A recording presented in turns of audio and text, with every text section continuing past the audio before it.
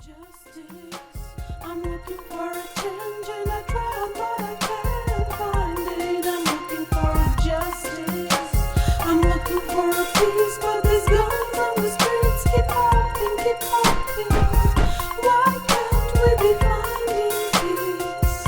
Why can't we be ending all this beef? Why can't we just get along? Peace is right and war is wrong. It's really difficult to understand today's gang member and today's rap artist. And when I say understand, is to be able to understand a couple things.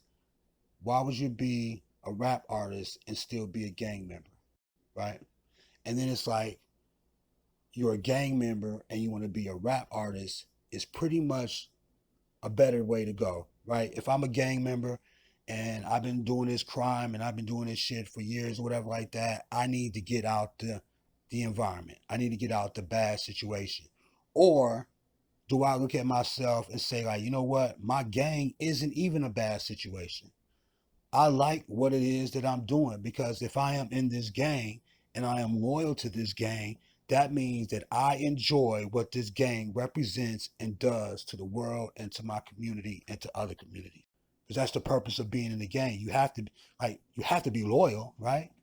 I mean, if you're gonna claim any gang in the world, I feel like my theory of it, you have to be loyal, right? You have to be able to understand what the gang represents. You have to really be able to embody everything the gang represents, or you fake. Like, you know what I'm saying? Like, you know what I mean? You're not real then. You have to be able to understand the rules and the codes and the regulations and stuff, and you have to honor it, probably honor it more than you honor yourself and honor your family. That's pretty much kind of like how gang culture is. It has to be, right? So it's kind of like, for an example, if I had a girlfriend and I am married and my gang needs me in my specialties to like do a burglary or whatever like that, more than likely I would tell my girlfriend, if I am a real gang member and I'm loyal to the gang, I have to tell my girlfriend, and if I have a child in the house, that hey, I'll be back. Don't trip. I gotta go holler at my people, man. I had to go holler at my dudes or whatever it may be and shit like that. I'll be back. Just like that. Okay. So we have to look at it on that end. Now when we look at the foundations of gang culture and how it was built and the laws and regulations of it, how it was built, it seems to be so much fucking different than what is going on right now. And when I say different, I don't mean different in a way where it's better right now. I think it's different in a way where it's getting niggas killed more right now. Okay.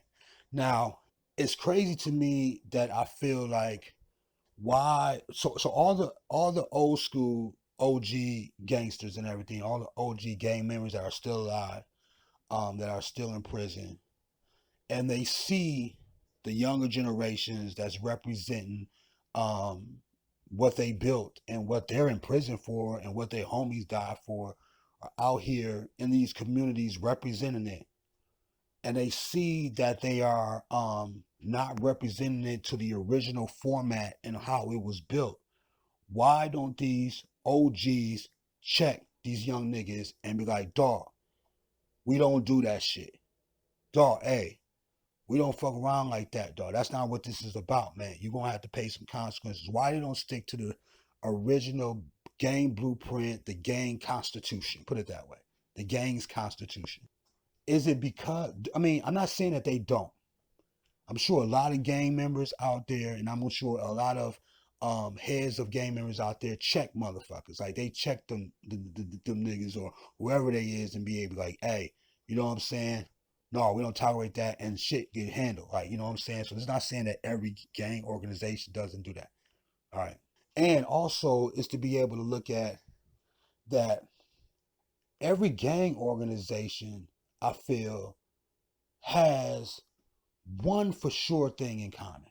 And even the United States gang, we look at the United States as being a gang, right? Or organization or whatnot. But even they have this same code that they share. And I feel like my theory is that every single gang in America, in the world, 90%, 99% of them has this similarity that I'm about to say right now. And that's code of silence. Don't say anything to anyone that's not a part of what we're a part of. So in America, it's like, hey, if you get pulled over, you're not supposed to say shit. You get arrested for a crime, you're not supposed to say shit. You see a crime happening and the police like, hey, what happened? You're not supposed to say shit, especially if you are a gang member. I believe that is just like written in the fabric of gang culture. It has to be. Every gang member should know that, right? So I just can't see myself, right? If I'm a gang member, I just can't see myself getting shot like 9 times, right? And then I go on a fucking radio show and I start talking about what the fuck happened. And it's just, I feel like rappers that are in gangs is very, very tragic in Black America. I'm going to speak on my culture. And one of the latest, I can't say the latest. No, I can't say the latest. What I'm saying, the most probably hurtful, the most noticeable or whatever like that would have to probably, I think it really started with the Tupac situation.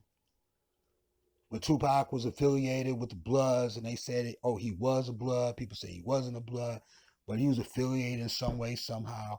And the shit went down in Vegas and everything like that. And everybody know all their theories and stories and what happened on that. We don't have to revisit that. But that is a result of gangbanging, gang culture. And even more recently, if we really look at the Nipsey Hussle situation, you know, another situation where you have a promising rapper, you have a good individual, you have an inspiring individual, you have a humanitarian individual that's looking out for the community, but is probably still attached to the gang life, right? And he gets murdered by a member of his own gang. Another death. Now, I'm sure there's so many. I don't, so many people have so many people they probably know that's been rappers and musicians or whatever that's been in gangs and they've died, right?